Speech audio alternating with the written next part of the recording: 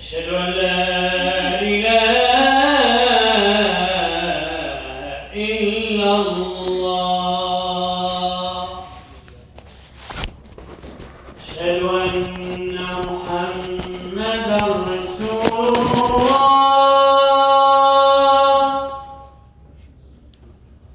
أشهد أن محمدا رسول الله.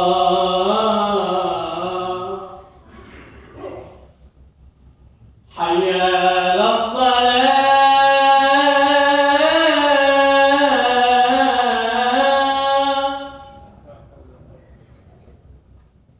حي على الصلاة.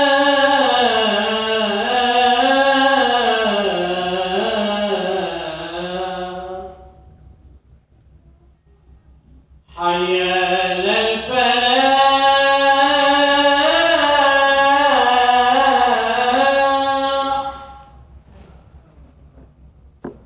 حي على الفلاح.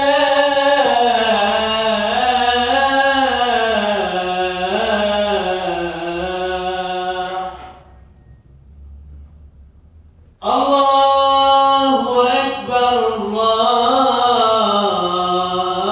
الله أكبر.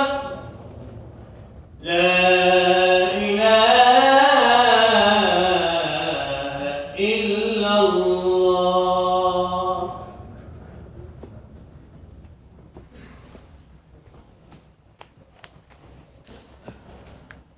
اللهم لك الحمد كما ينبغي لجلال وجهك وعظيم سلطانك.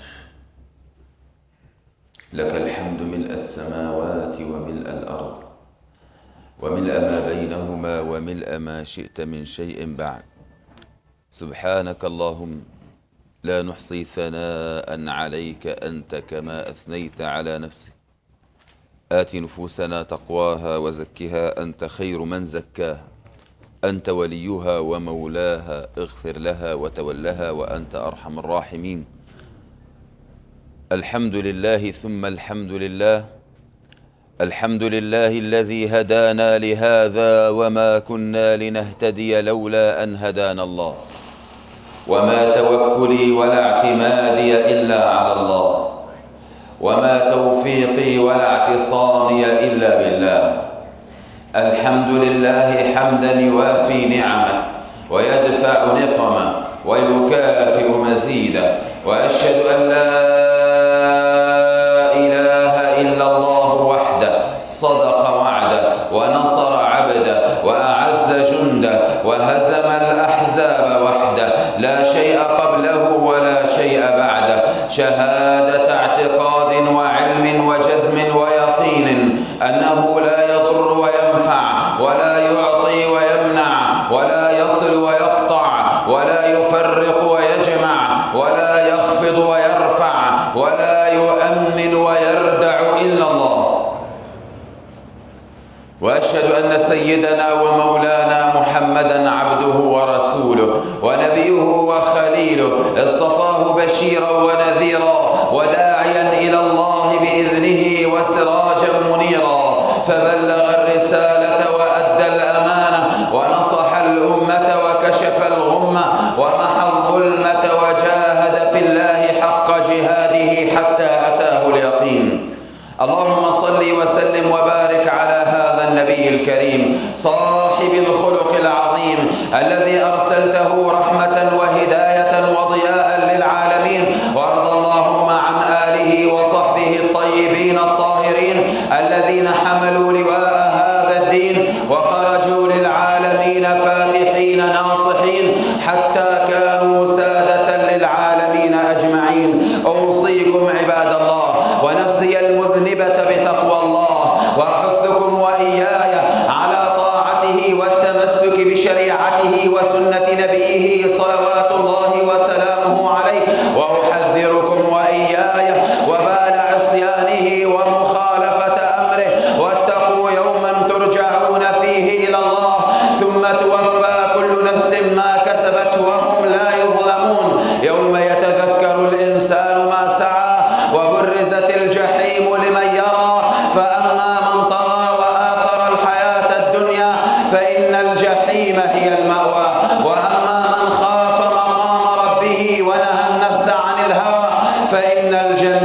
هي المأوى. أستسمحكم عذرا، تقدموا إلى الأمام قليلا. أما بعد، فيا أمة الحبيب الأعظم صلى الله عليه وسلم، يظن الإنسان أن الحياة التي يعيشها لا تسجل عليه، وإن علم العلم اليقيني أن كل خطوة وأن كل كلمة ينطق بها أو يقولها وأن كل حركة يتحركها مسجلة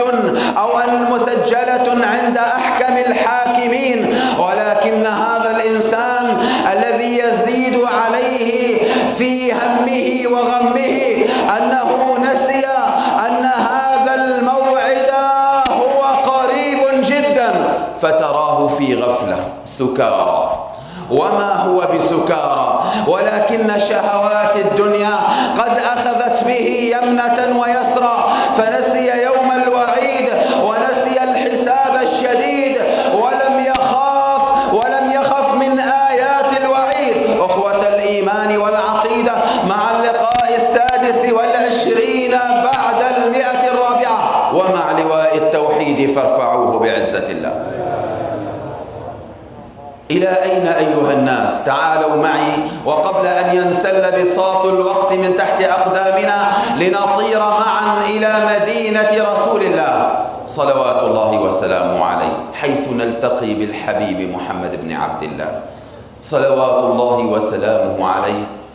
ولقد تركناه وقد جلس على المنبر وهو يقدم كشف الحساب معلنا أن كل مسلم في العالم من قيام الساعة أو منذ الرسالة الإيمانية الإسلامية التي جاء بها هو صلوات الله وسلامه عليه إلى أن يرث الله الأرض ومن عليها، ينبغي أن يقف وأن يقدم كشف الحساب، سواء كان حاكما أو محكوما، رئيسا أو مرؤوسا، ملكا أو مملوكا، غنيا أم فقيرا، ينبغي أن يقدم كشف الحسابات. ولقد جعل رسول الله صلى الله عليه وسلم الموقف صعبا جدا أمام كل من جعله الله أو جعل الله في عنقه أمانة للمسلمين. فيا للويل لكل حاكم ولكل مسؤول ولكل زعيم لا يقف هذا الموقف ويعلن هذا الإعلان كما أعلن ذلك رسول الله صلى الله عليه وسلم. فلقد أتعبت من بعدك يا رسول الله، لأن الأمة قد تخلت وتنكبت طريقك يا حبيب الله. يقف صلوات الله وسلامه عليه ليقول للناس: أيها الناس، من كنت شتمت له عرضا أو أسأت له بقول فليأخذ حقه منه، فهذا عرضي فليقتص منه، فليقم وليشتم عرضي. ومن الذي يشتم عرضك يا رسول الله؟ وأنت لم تقل كلمة إلا بالكمال، وأنت الذي جعلت اللسان هذا، أنت الذي جعلت اللسان هذا لسان صدق وحق، ينشر الهداية وينشر الحق وينشر الأنوار إلى أن تقوم الساعة. والويل لمن لم يتبع لسانك ولمن لم يتبع ما جاء على لسانك، لسان الحق. وكم هي من كلمة تأخذ في لبي حينما قلت لعبد الله بن عمرو بن العاص: يا عبد الله اكتب، فوالذي نفسي بيده لا يخرج من هذا إلا الحق. وهل يخرج من لسانك إلا الحق؟ ولكن المشكلة فينا يا رسول الله، نسينا يا حبيب الله، نسينا أن المسلم الحق كما علمتنا هو من سلم المسلمون من لسانه ويده. ولماذا قدمت اللسان يا رسول الله؟ لأن اللسان هو أخطر الأعضاء على الإطلاق. اللسان صغير جرمه أي حجمه، عظيم جرمه مصيبته. الأعضاء كلها تنادي على اللسان في كل يوم، فتقول للسان: أيها اللسان اتق الله فينا فإنما نحن بك، فإن استقمت استقمنا وإن اعوججت اعوججنا. الزنا بدءه من اللسان، الكفر من اللسان، السرقة من اللسان، كل معصية كل مصيبة سببها هذا اللسان. وكم من كلمة قالت لصاحبها دعني. نتكلم بالكلمة لا نلقي لها بالا، نيتم بها أسرة، نيتم بها أطفالا، نثكل بها أما، نرمل بها زوجة، نفجع بها أبا. ونبينا عليه الصلاة والسلام يقول: وإن الرجل ليتكلم بالكلمة من سخط الله لا يلقي لها بالا، يكتب الله عليه له سخطه إلى أن يلقاه، حتى تهوي بصاحبها 70 خريفا في نار جهنم. وإن الرجل ليتكلم بالكلمة من رضوان الله، يكتب الله له بها رضاه حتى يلقاه، حتى ترفعه درجات في الجنات. وإن الرجل ليتكلم بالكلمة لا يتبين أو ما تبين بها كما قال عليه الصلاة والسلام، فيلقى بها 70 خريفا في نار جهنم. وكم هم الذين ينقلون الكلام من غير أن يتبينوا، وكفى بالمرء إثما كما حدث صلوات الله عليه أن يتكلم بكل ما سمع. السيدة عائشة تقول لرسول الله: حسبك من صفية كذا، وأشارت بأصبعها هكذا. فقال: يا عائشة، لقد تكلمت بكلمة لو مزجت بماء البحر لمزجت، وفي رواية لأفسدت. هي ما تكلمت، هي أشارت. يا ويلك يا من تكتب بالورقات التقرير تلو التقرير، والكذب وراء الكذب. نريد نصرا، 100 كذاب، 100 محتال، 100 منافق. نريد عزا، لا والله لن يكتب الله لهذه الأمة عزا حتى نعود ونصطلح مع الله. كم كثروا أولئك الذين يؤذون الناس بألسنتهم وأقوالهم وأقلامهم عبر الأقنية. كلمة يقولها بعدها تسيل الدماء عبر الأقنية. نحن لا نعرف إلا قناتك يا رسول الله، ولكن الأمة قد اتخذت أقنية وإذاعات وتركت إذاعاتك يا رسول الله، وتركت قناتك الصافية يا حبيب الله. فآخر قناة تفتح هي قناتك يا رسول الله، وآخر كتاب يقرأ هو كتابك يا الله. فالأمة وراء الشاشات. أمن هنا نأخذ الأحكام؟ أمن هنا نتوجه؟ أمن هنا نسير؟ هل يعقل للمسلم أن يسلم عقله لأقنية؟ هل يعقل للمسلم أن يسلم عقله لأقوال وأفعال من هنا أو هناك؟ في أوروبا بأكملها ما سمعنا أحدا خرج على قناة وهو يحرض نصرانيا على نصرانيا، أو شيوعيا على شيوعيا، أو زيدا على زيد. ما سمعنا أبدا أن خرجوا إلا في بلاد المسلمين. ألهذا الحد صغر عقل المسلمين؟ ألهذا الحد ما انتبهنا لخطر الكلام؟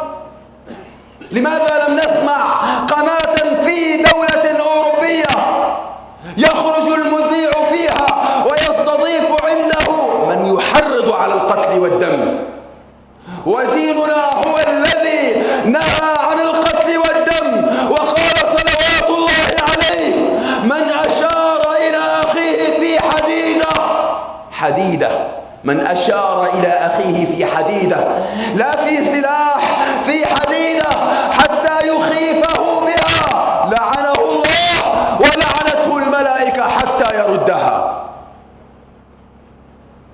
كأننا لم نسمع أحاديث رسول الله، كأن الدين صار هوى، كأن الدين صار شهوات، كأن الدين صار ما نرغبه في نفوسنا، ونسينا الأحاديث.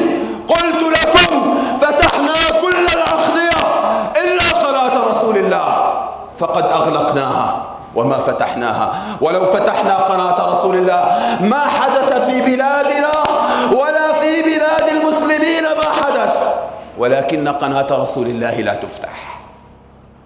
رضينا بكل قناة فيها من العاهرات ما فيها، يبثون فيها السموم، ونحن أصبحنا أرضا زراعية متقبلة لكل فكرة. تبذر فينا فتنشأ ويحصل ثمارها أعداؤنا هم المستفيدون. وسامحوني بهذه الكلمة من تسليم عقولنا، وكنت أريد أن أتكلم بأكثر من ذلك، لكن ما سمح لي منبر رسول الله بأن أخطأ بهذه الكلمة. إلى متى أيها الناس؟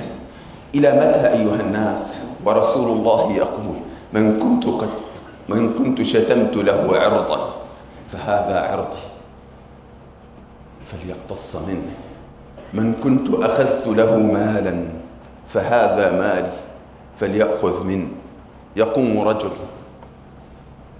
يقول: يا رسول الله، لي عليك 4 دراهم. يقول: يا عمي يا عباس، أعطه الدراهم، فوالله لا أعلمها، أما إنا لا نصدق أحدا ولا نكذب. قال: يا رسول الله، في يوم كذا جاءك فقير فلم تجد معك ما تعطيه. المصلحون يد جمعت هي أنت، بل أنت اليد البيضاء.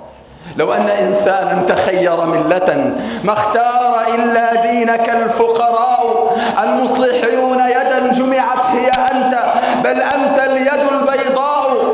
عرش القيامة أنت تحت لوائه، والحوض أنت حياله السقاء. فإذا رحمت فأنت أم أو أب، هذان في الدنيا هما الرحماء.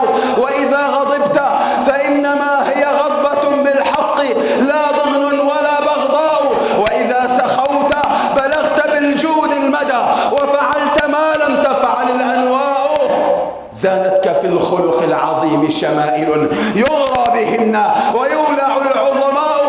وإذا خطبت فللمنابر هزة تعر الندية وللقلوب بكاء. يا رسول الله، جاءك فقير فما وجدت معك فقلت لي أعطه الدراهم يا عم. كل درهم نأخذه محاسبون عليه، فهو ظلمة في القلب ونار في الآخرة. ظلمة في الدنيا تعثر الأمور من وراء الأموال التي نأكلها بغير حق. وهذا لا أريد أن أطيل به كثيرا. أيها الناس، من كنت شتمت جلدت له ظهرا فهذا ظهري فليستقد منه. الله، من الذي يجلد ظهرك يا رسول الله؟ إن رسول الله بهذه الكلمات يقدم القاعدة الأساسية لتعاملاتنا. أنا أقول لك أخي المسلم في آخر لحظات هذا اللقاء: هل يتجرأ واحد من الذين يجلسون في هذا المسجد أو في أي مسجد أو أكثر من الذين يصلون في الصف الأول أو من الذين جعلهم الله يحملون أمانة الناس أو أي خطيب، هل يتجرأ أن يقف هذا الموقف ثم يقول للناس هذا القول؟ إذا نحن بحاجة لحسابات. أخي المسلم، من حاسب نفسه في الدنيا كف الله عنه حساب الآخرة. يقول الله: عبدي أنت حاسبت نفسك فأحسنت الحساب، فإن لا نجمع عليك حسابين، ادخل الجنة برحمتي. قال الله تعالى: وعزتي وجلالي لا أجمع على قلب عبدي بين أمنين وخوفين، فمن خافني في الدنيا أمنته يوم القيامة وأضحكته يوم القيامة، ومن أمنني في الدنيا ما خافني أكثرت خوفه يوم القيامة، أكثرت خوفه يوم القيامة. فلنحاسب أنفسنا حسابا عسيرا على ما فعلنا. أيها الأخوة المؤمنون، هذا موضوع يطول، أريد أن أقف فيه هنا وأنا أتحدث عن وصية عبد المطلب، كيف خرج من الدنيا وجمع الناس يقدم كشف حساباته، وها هو حفيده رسول الله وعمر وأبو بكر ومن كان معنا في هذه اللقاءات السبع. لنعود في الأسبوع القادم إلى عبد المطلب وهو يدع أمانة رسول الله في عنق أبي طالب، لنرى اليتامى فينا وماذا حدث لهم في مجتمعاتنا.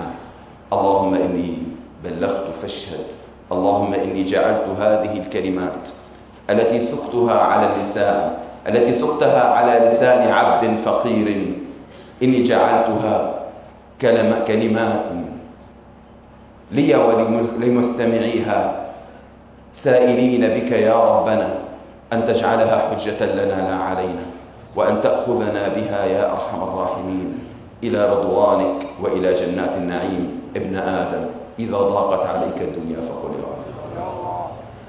ابن آدم إذا ضاقت عليك الدنيا فقل يا الله. إذا وقعت في الكرب فقل يا الله. إذا اضطربت فقل يا الله. ابن آدم ألك غير الله؟ والله ما لك غير الله من أحد، فحسبك الله في كل لك الله. أإله مع الله؟ أإله مع الله؟ من الواحد؟ من الكريم؟ من القدير؟ لمن الملك اليوم؟ صدقتم الله وهي لكم عند الله. اللهم إني بلغت فاشهد، فستذكرون ما أقول لكم وأفوض أمري إلى الله، واستغفروا ربكم إنه كان غفورا.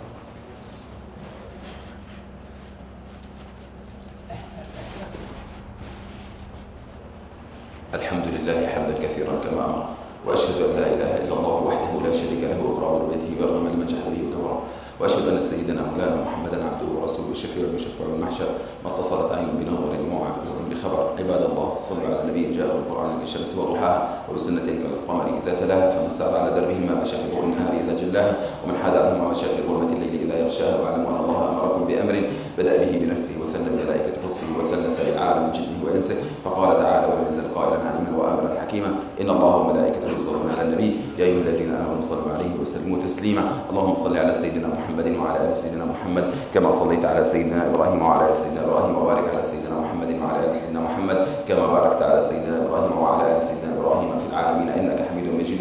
وارض اللهم عن سيدنا أبي بكر وسيدنا عمر وسيدنا عثمان وسيدنا علي وعن عمي نبينا حمزة والعباس وسبط نبينا الحسن والحسين وأمهما فاطمة الزهراء وجدتهما خديجة الكبرى، وعن السيدة عائشة أم المؤمنين، وعن جميع الآل والأزواج والمقربين والعشرة المبشرين والأئمة الأربعة المجتهدين، وعنا معهم برحمة منك يا أرحم الراحمين. ولا تنسوا الجمع اليوم.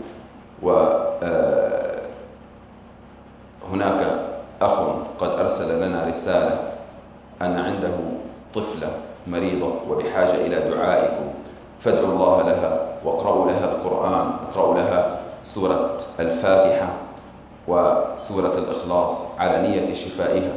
ولهذا المسجد سر في هذا، فكل من دعوتم له قد كتب الله له الشفاء، وهذا فضل من الله تبارك وتعالى عليكم وعلى المسلمين وعلى المؤمنين.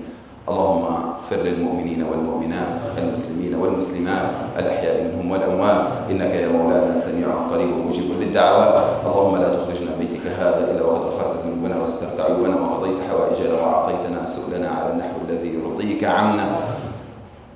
صل اللهم على سيدنا محمد النبي الأمي وعلى آله وصحبه وسلم. آمين آمين آمين، والحمد لله رب العالمين. عباد الله، إن الله يأمر بالعدل والإحسان وإيتاء ذي القربى وينهى عن الفحشاء والمنكر والبغي يعظكم لعلكم تذكرون. أقم الصلاة والسلام. الله أكبر الله أكبر. أشهد أن لا إله إلا الله. أشهد أن محمدا رسول الله. حي على الصلاة حي على الفلاح قد قامت الصلاة قد قامت الصلاة الله أكبر